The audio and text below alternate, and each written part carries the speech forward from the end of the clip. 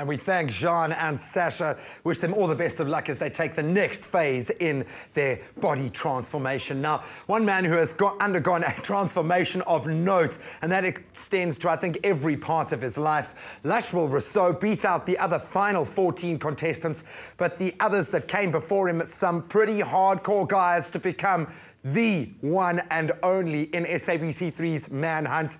Lushwill, congratulations, my friend. Thank you very much.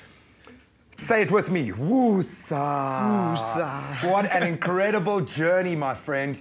How have you had to restructure your life to be able to give this the focus it's needed to come out on top? I mean, you beat out some unbelievable guys. Yeah, I mean, the competition going into the Manhunt Challenge was quite great. Guys from all walks of life, but mostly all of them were fit and strong.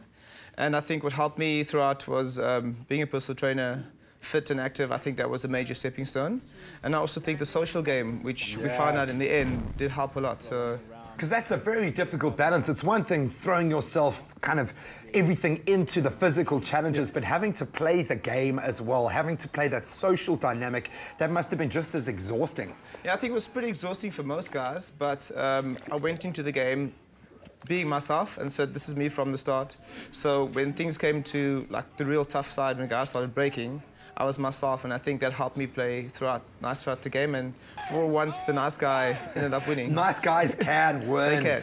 Let's talk about those challenges. What stands out for you? What was the toughest? Was there one that you can single out? One I can single out was definitely the one at the Soweto Towers. I mean, launching yourself off a 100-meter tower, I'm petrified of heights. And that wasn't it. We had to try and hit a bullseye with the sandbag. I mean, first of all, trying to wrap your mind jumping off the top, and then still trying to hit a bullseye. I mean, the mental prep into it ran through, but as soon as I launched off, I just dropped the bag straight down the tower. Yeah, a little bit of adrenaline can help sometimes.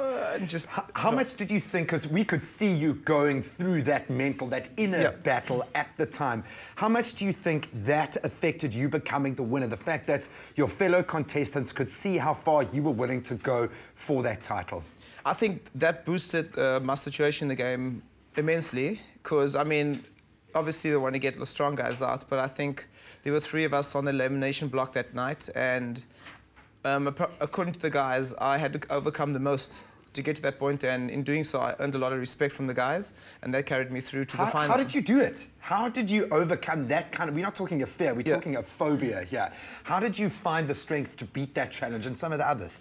I really had to dig deep. I mean, my knees were buckling. I'm sure they showed on TV. It took me half an hour to jump, and I just thought that my team was trailing behind by points, and I thought maybe by some sort of luck, if it just dropped in the middle of the bullseye, then my team would have won. And I think being in a team competition throughout, I thought maybe, just maybe, I could have done it for my team. What was that like? You're not just competing for yourself, but you've got the other guys you're carrying on your back. Did that spice it up, make it more difficult, make it easier? I think it made it harder, because even though you were the strongest and fittest guy in your team, if you had one guy weaker, you could end up on the chopping block that night. And I think that added another dynamic to the game, that you had to work as a team. So, do you think we could have seen a winner that wasn't there in the final because his team had lost? Were there any competitors that you think should have made it through to the final that didn't? Yeah, there were. I can single out 3 guys. I mean, Dean Border, for one, he was there, and then strong, strong. Lucian Chetty, he went out on the first day. Unfortunately, he's a machine.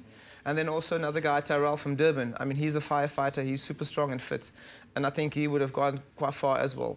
Now, I know Leanne's going to continue with you just now. I just have to ask lastly, did you guys get on? Were there any kind of tussles off camera that we didn't see? There was a bit of Days of Our Lives episodes behind the scenes for sure, yeah. Well, congratulations, my friend. Thank you very much. Enjoy your prize money. I know 500,000 Rand is on its way to you. Man, what a feeling, bro. I certainly will enjoy it. Thank you. Well done, man. He has completed what I think most men out there dream of doing. He is, in fact, the man who won out in the SABC 3 Manhunt. Unbelievable achievements.